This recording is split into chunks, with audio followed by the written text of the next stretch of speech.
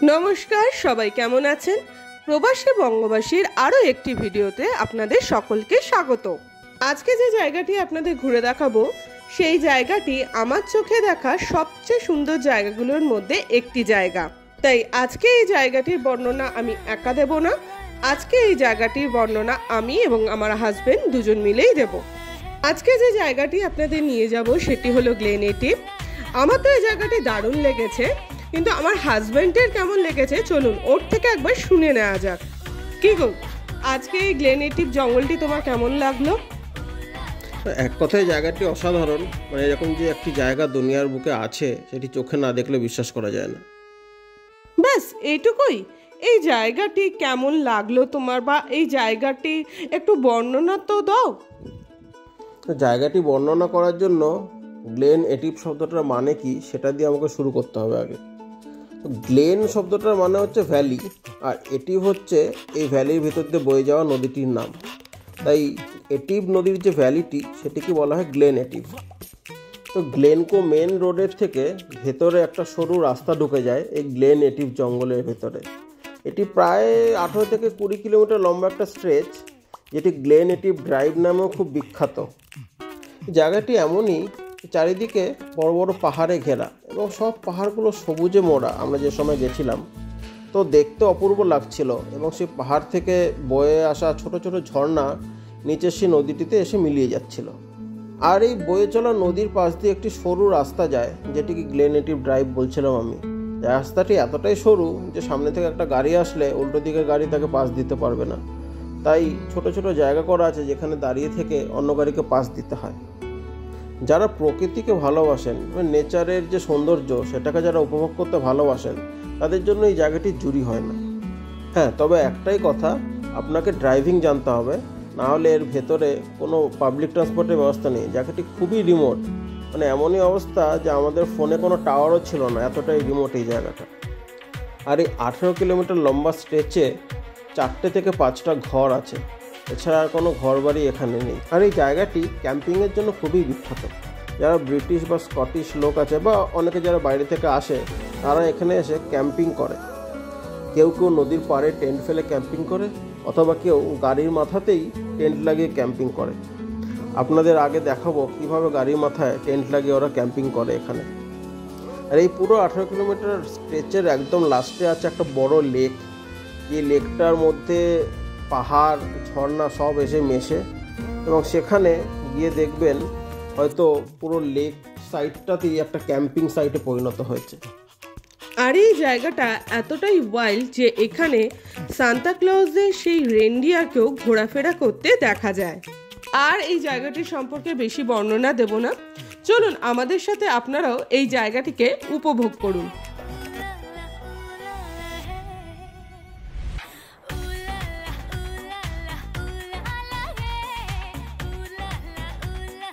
এই গাড়িটাকে খুব ভালোভাবে দেখুন। দেখুন, এরা এখানে এসে এইভাবেই গাড়ির মাথায় টেন্ট লাগিয়ে ক্যাম্পিং করে।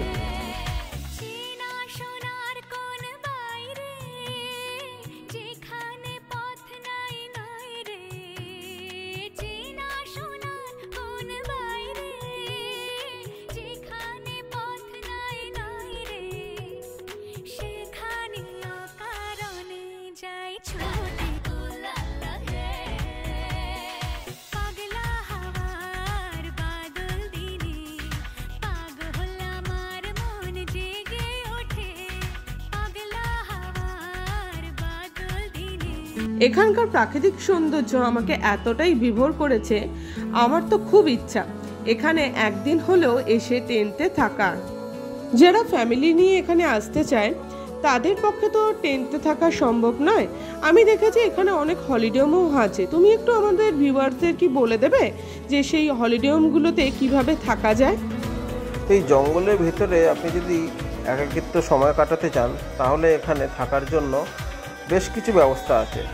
তো আমার দেখা একটি লজ, বা সেটাকে ড্যালনেস এস্টেট বলা হয়।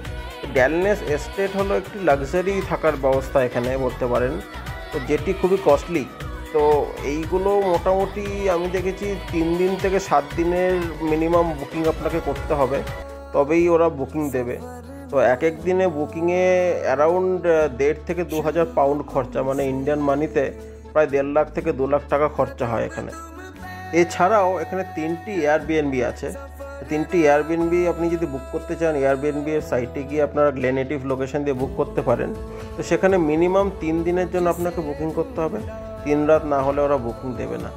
তো সবচেয়ে সস্তা যেটা, সেটি একদম লাস্টে যে লেকের মুখে যে লজটি আছে, সেটি অ্যারাউন্ড 70 থেকে 80 পাউন্ড পার নাইট পড়বে। কিন্তু একটি কথা মনে রাখতে হবে, ওরা আপনাকে কোনো বেডিং দেবে না, খালি বেড দেবে, এবং বেডিংটা মানে বিছানার চাদর থেকে শুরু করে কম্বল সব আপনাকে ক্যারি করতে হবে। আর এছাড়া আর যে দুটো আছে সেগুলো আপনাকে একটি হোটেলের মতোই এক্সপিরিয়েন্স দেবে, কিন্তু সেগুলোর খরচা অ্যারাউন্ড 230 থেকে 300 পাউন্ড পার নাইট, মানে ধরে রাখুন 25 থেকে 30,000 টাকা আপনার পার নাইট খরচা হবে। বাবা, এত দাম! তাহলে তো এখানে থাকা খুবই কস্টলি।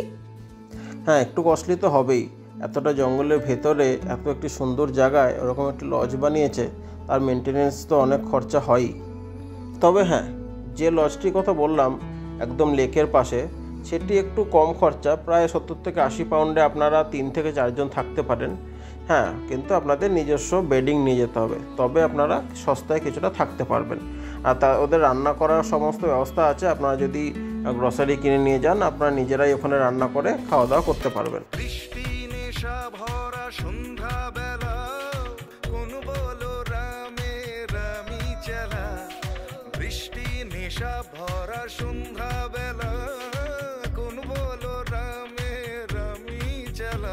আমার স্বপ্ন ঘিরে নাচে মাতাল জুটে, যত মাতাল জুটে, জানা চাইবার তাই আজি চাই গো, জানা পাইবার তাই কথা পাই গো, জানা চাইবার তাই আজি চাই গো, জানা পাইবার তাই কথা পাই গো।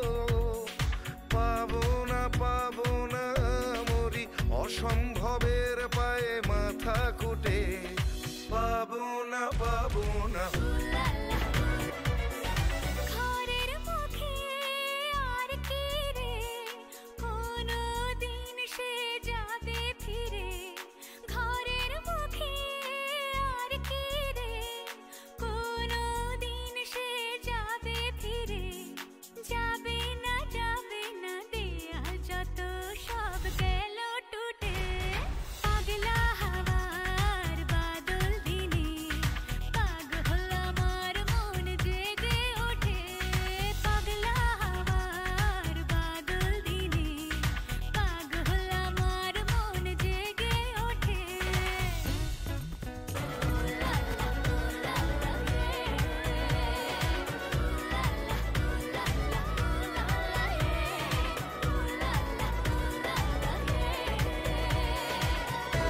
আমরা ঘুরতে ঘুরতে গ্লেনেটিভ জঙ্গলের বেশ অনেকটাই ভিতরে চলে এসেছি। আর ঠিক সেই সময় আমরা দেখতে পেলাম রেনডিয়ারের একটা দল সেখানে ঘোরাঘুরি করছে। রেনডিয়ার তো ভালোই দেখলাম, কিন্তু এই রেনডিয়ার দেখতে গিয়ে আমাদের সাথে একটি ঘটনা ঘটে, যেটি আপনাদের সাথে শেয়ার না করলেই নয়। কারণ এই ঘটনা যে কারোর সাথেই ঘটতে পারে, এবং সেখান থেকে কিভাবে বেরোতে হয় সেটিও আপনাদের সাথে আমরা শেয়ার করব। চলুন আমার হাজব্যান্ডের কাছ থেকেই সেই ঘটনাটি কি ঘটেছিল এবং সেখান থেকে আমরা কিভাবে বেরালাম সেটা আপনারা শুনে নিন। তো ঘটনা যেটা ঘটেছিল সেটি যেমন মজার, সঙ্গে সেটা একটু ভয়েরও ছিল। এখানে বলে রাখি, আমরা 3 জন মিলে ট্যুরটায় গেছিলাম, আমি ও আমার ওয়াইফ এবং আমার একটি বন্ধু। আমার বন্ধুটি এই দেশের একটু নিয়মকানুন মানতে খুবই পছন্দ করে। তো আমরা গাড়ি থেকে নেমে যখন রেনডিয়ার দেখছিলাম, ঠিক সেই সময় আমরা খেয়াল করিনি, কিন্তু আমার বন্ধুটি গাড়িটিকে পার্ক করতে ব্যস্ত ছিল। প্রথমে বলেছিলাম না আপনাদের, খুব সরু রাস্তা, তো যেহেতু অন্য দিক থেকে গাড়ি আসতে পারে, তো ওই গাড়িটাকে একটু সাইড করতে গেছিলো। তো কি হয়, সাইড করতে গিয়েও খেয়াল করেনি পাশে একটি খাদ মতো ছিল, সেই খাদের ভিতরে ও গাড়িটি নামিয়ে দেয়। গাড়িটি এমনভাবে খাদে পড়ে যে কোনোভাবেই সেটাকে আমরা তুলতে পারছিলাম না। তখন ভাবুন, অলরেডি রাত 8:30 বেজে গেছে। হ্যাঁ, এখানে বলে রাখি, স্কটল্যান্ডে গরমকালে 11টার আগে অন্ধকার হয় না। তো যাই হোক, 8:30টার সময় গাড়ি অলরেডি খাদে ঢুকে গেছে। আমরা কিছুতেই গাড়িটিকে তুলতে পারছি না। উল্টো দিক থেকে বেশ কয়েকজন আসছিল গাড়ি নিয়ে, তাদের থেকে হেল্প নেওয়ার চেষ্টা করলাম, তারাও অনেক চেষ্টা করলো, কিন্তু কিছুতেই গাড়িটিকে তোলা গেল না। এবার সিচুয়েশান এরকমই, আমাদের কাছে যে ফোন ছিল সেই ফোনেও কোনো নেটওয়ার্ক নেই যে আমরা ভেহিক্যাল রিকভারি সেন্টারে ফোন করে ওদের জানাবো আমরা কোথায় আছি, এসে ওরা আমাদের রিকভার করবে, সেই অপশনও আমাদের কাছে ছিল না। তো ঠিক সেই সময় এক এক্স পুলিশম্যান সেও আসছিল। তো সে আমাদের দেখে তার গাড়ি দাঁড় করায় এবং সে আমাদের খুবই হেল্প করে। সে প্রথমে তো গাড়িটিকে তোলার জন্য নিজে খুবই চেষ্টা করে, কিন্তু সেটি যখন হলো না তখন সেই আমাদের বুদ্ধি দেয় যে 999-এ কল করতে। 999 হলো এখানকার এমার্জেন্সি নাম্বার। সেখানে ফোন করে আমরা পুলিশকে জানাই যে আমাদের সাথে এরকম একটি ঘটনা ঘটেছে এবং আমরা জঙ্গলে আটকে আছি, কিছুতেই বেরোতে পারছি না, তো পুলিশ যেন এসে আমাদের হেল্প করে। তো সেটি বলে আমরা রেখে দিই এবং সেই এক্স পুলিশম্যানই বলে যে পুলিশ আসার সম্ভাবনা খুবই কম, কারণ যেহেতু জায়গাটা খুবই রিমোট, পুলিশ আসবে কিনা তার কোনো গ্যারেন্টি নেই। তো সেই বলার পর উনি নিজেই গিয়ে পাশে, আমাদের ভাগ্য যদিও ভালো ছিল, পাশে একটি বাড়ি ছিল, সেই বাড়িতে একজন লোক ছিল এবং যার কাছে একটি পুরনো দিনের 4x4 মডেলের ল্যান্ড রোভার ছিল। তো সে গিয়ে সেই লোকটিকে ডেকে আনে এবং লোকটি এসে আমাদের গাড়ির সঙ্গে একটি বেল্ট বেঁধে গাড়িটিকে টেনে তুলে দেয়। এই পুরো ঘটনাটি ঘটতে প্রায় 2 ঘন্টা সময় লেগেছে। রাত 10টা-10টা 15 বাজে তখন হয়তো আমাদের গাড়িটিকে তোলা হয়েছে। তো এই ঘটনা ঘটার পর আমরা লোকটাকে থ্যাংক ইউ বলে চলে আসি এবং চলে এসে যখন পুরো জায়গাটি ঘুরে আমরা ফিরে যাই তখন একটা অদ্ভুত ঘটনা দেখলাম। এত রিমোট এরিয়া হওয়ার পরেও পুলিশ কিন্তু ঠিক খুঁজতে খুঁজতে আমাদের চলে এসেছে। তারপর আমরা আবার 999-এ ফোন করি এবং ওদেরকে জানাই যে আমাদের গাড়িটা তোলা হয়ে গেছে এবং আমরা গ্লেনেটিভ থেকে বেরিয়ে এসেছি। তো তখন ওরা আবার যেই পুলিশ ভ্যানটা আমাদের খুঁজতে এসেছিল সেই পুলিশ ভ্যানটিকে ফোন করে ওরা এই খবরটি জানিয়ে দিয়েছিল। তো এখানে একটি সাজেশন হলো, যদি কেউ ঘুরতে আসেন, আমাদের ইন্ডিয়ায় যেরকম BSNLকে আমরা লোকনাথ বাবা বলি, যে রনে বনে জঙ্গলে যেখানেই যাবেন নেটওয়ার্ক পাবেন, ঠিক সেরকম এখানে EE বলে একটি কোম্পানি আছে। তো যারা এখানে একটু রিমোট জায়গায় ঘুরতে আসবেন তারা দয়া করে সঙ্গে EEর একটি সিম নিয়ে আসবেন, যাতে যে কোনো বিপদে আপনারা হেল্প পেতে পারেন।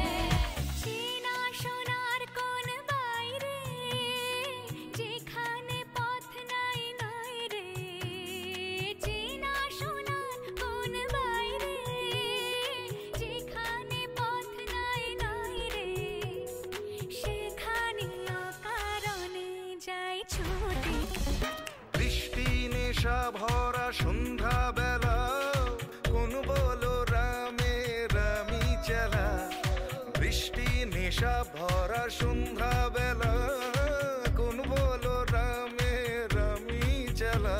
আমার স্বপ্ন ঘিরে নাচে মাতাল জুটে, যত মাতাল জুটে, জানা চাইবার তাই আজি চাই গো, জানা পাইবার তাই কথা পাই গো, জানা চাইবার তাই আজি চাই গো। ঘুরতে ঘুরতে আমরা গ্লেনেটিভের শেষ প্রান্তে সেই ঝিলের ধারে পৌঁছে গেছি। আর এই হলো সেই এয়ারবিএনবি, যেখানে আপনারা সস্তায় থাকতে পারবেন, কিন্তু বেডিং আপনাদের ক্যারি করতে হবে। অসম্ভবের পায়ে মাথা কুটে পাবো না। তো আমরা ঘুরতে ঘুরতে গ্লেনেটিভের একদম শেষ প্রান্তে চলে এসেছি। এই হলো সেই লেক, যেখানে পাহাড় এবং নদী এবং ঝর্ণা সব একসাথে এসে মেশে। এই লেক সাইডেই প্রচুর লোকে টেন্ট ফেলে ক্যাম্পিংও করে। আমাদের মতে আপনারা যদি স্কটল্যান্ড ঘুরতে আসেন, গ্লেনেটিভকে আপনারা নিশ্চয়ই আপনাদের আইটিনারিতে রাখবেন।